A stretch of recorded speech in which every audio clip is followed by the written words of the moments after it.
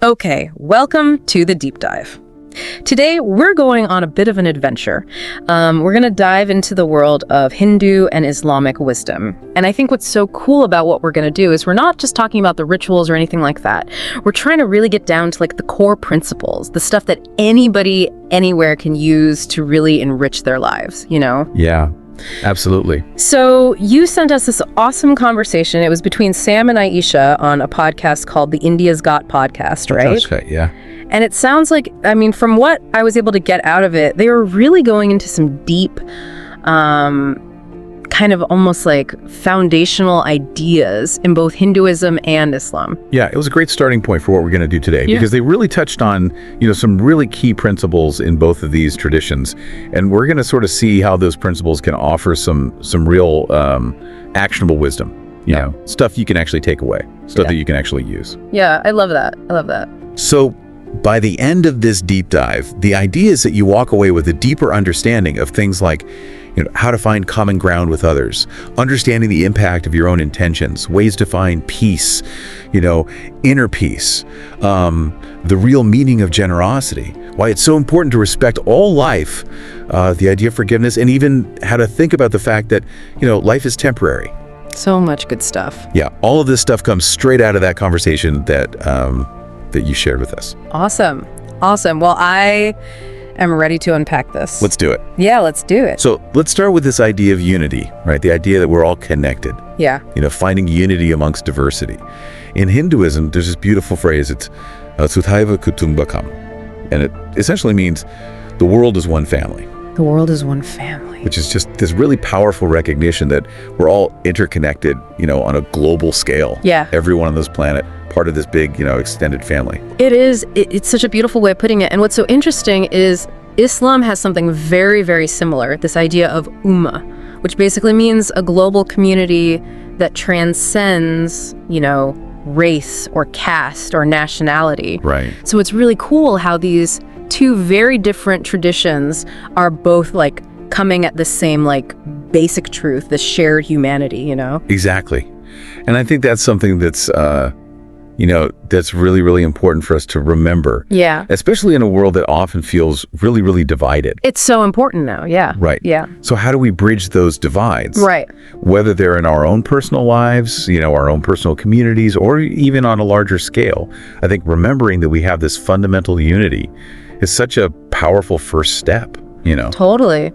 I think, as Sam and Aisha, they use this really great analogy that I just loved. It was all about thinking about how different rivers might flow from all these different places. Right. But ultimately they all end up, in the same ocean. And it's like that with us, different paths, different beliefs, different experiences, but ultimately we're all kind of heading towards, those same basic human values of peace and love and understanding. And I think for you, what's so interesting about that is if you can start to embrace that sense of unity, it can really start to change how you see the world around you. Yeah. It can foster empathy. Totally. When you encounter someone who has a different point of view, it can open up possibilities for, connection. Collaboration. Exactly. Yeah. Yeah, in places where you might have only seen division before. Yeah, I love that. So let's shift gears a little bit and let's talk about this idea of action and intention. Right. Okay. And we'll start with, the concept of karma. Yeah. Which is this principle that's laid out really beautifully in Hinduism. This idea that our actions, in a very, very real way, shape what happens next. Okay, so tell me more about karma. How would you explain it in simple terms? So you can almost think of karma as this kind of cause and effect system. Okay. But it's happening on this grand cosmic scale. You know?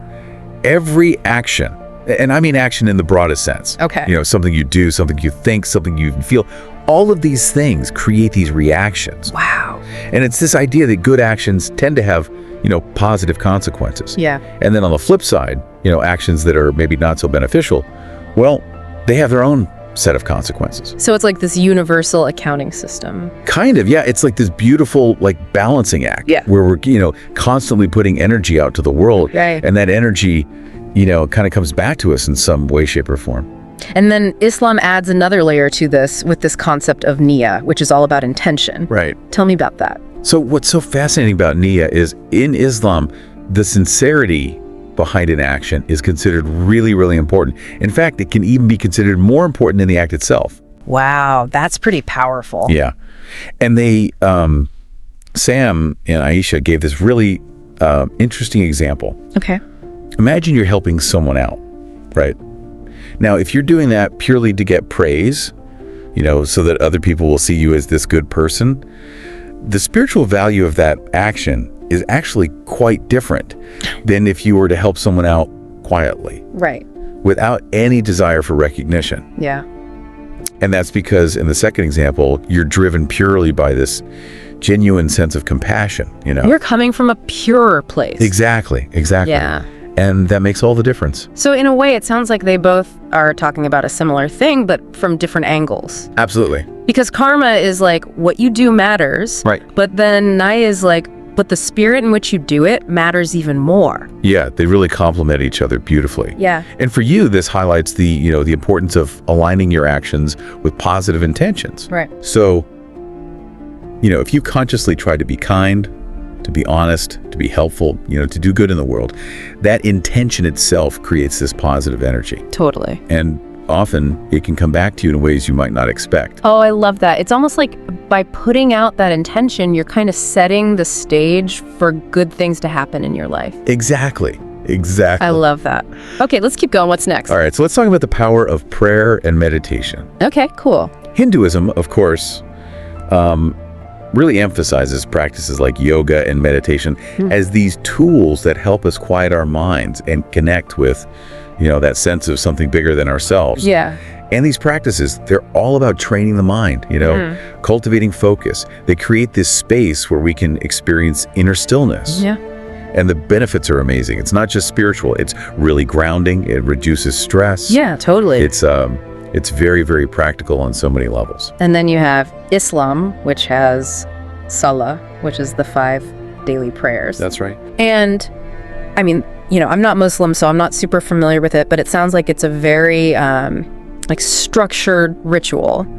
But is it more than that? It is. Yeah. So much more. It serves as this regular pause Okay. throughout the day. Okay. This intentional time where you step back. And it's a time for reflection, for gratitude, for connecting with God.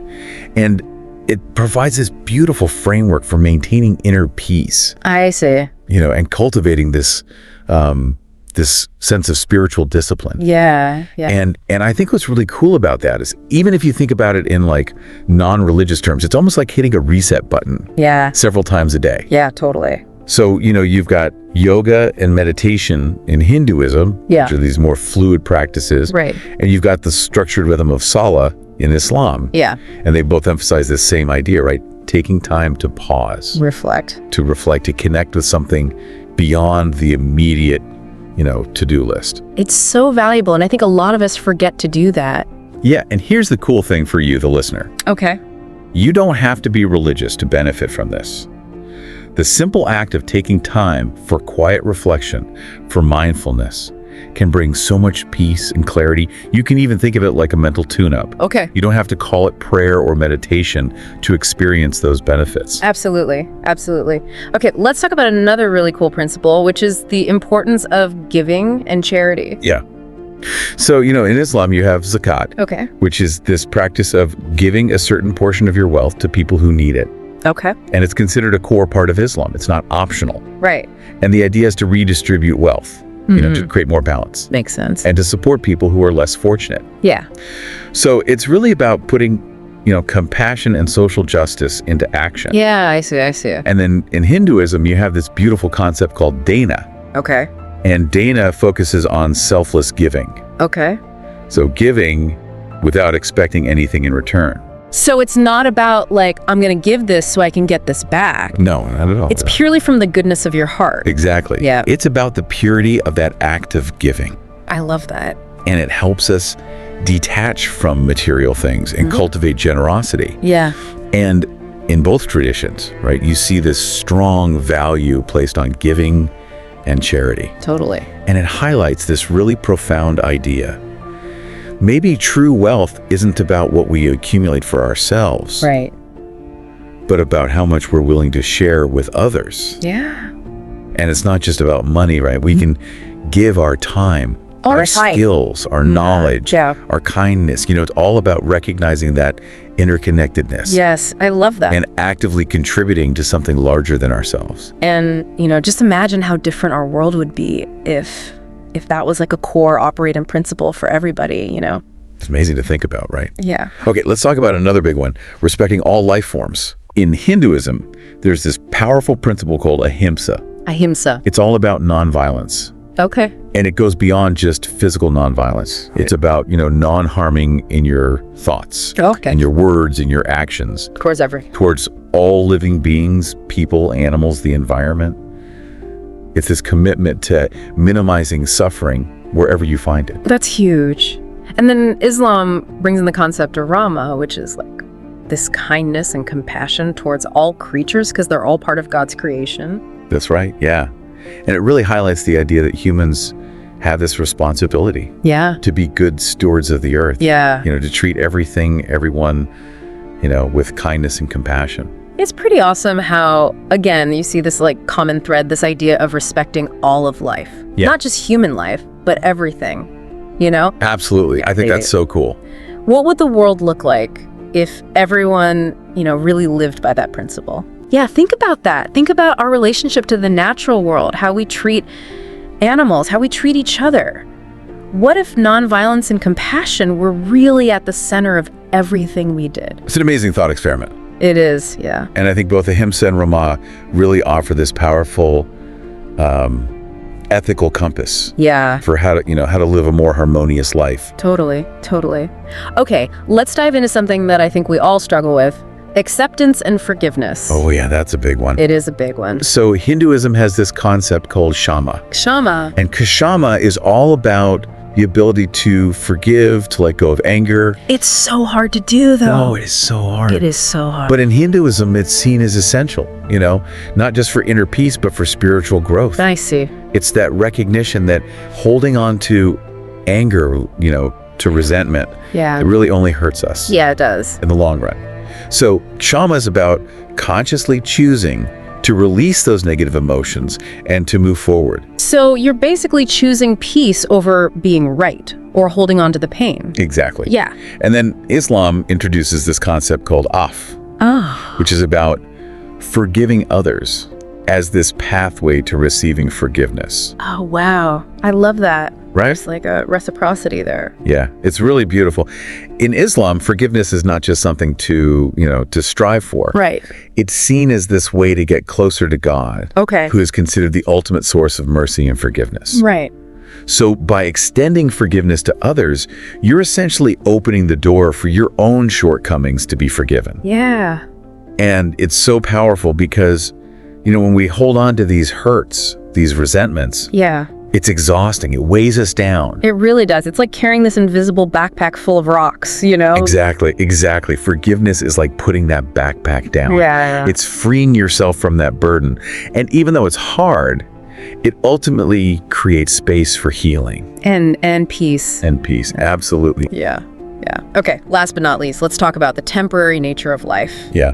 So in Hinduism, you have this concept of Maya. Maya. And Maya suggests that the life we're experiencing is kind of like an illusion. An illusion. Yeah, it's constantly changing. It's Right. impermanent. Okay.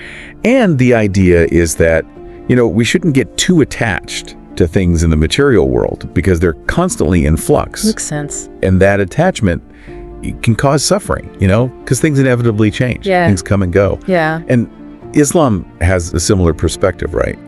The teaching is that this life, this earthly life, is a test, A test. Okay. a preparation for what comes after. Not the afterlife. Exactly. So our actions, our intentions in this life have consequences Right. that extend beyond this physical realm. Mm-hmm. And it encourages us to focus on spiritual growth, Okay. to live a righteous life. So there's something to be bigger than this. So I guess the key takeaway here, drawing from both of these traditions, is don't get too caught up in material possessions or the things that are temporary. Right. Right. Focus on what matters. Focus on what lasts.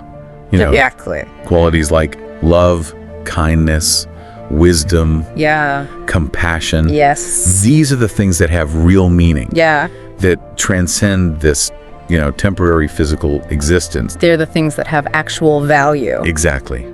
Exactly. Wow. Okay, so as we kind of wrap up our deep dive here, let's just kind of quickly go over those 7 core themes that we've been talking about. Absolutely. Okay, so first we had unity and diversity.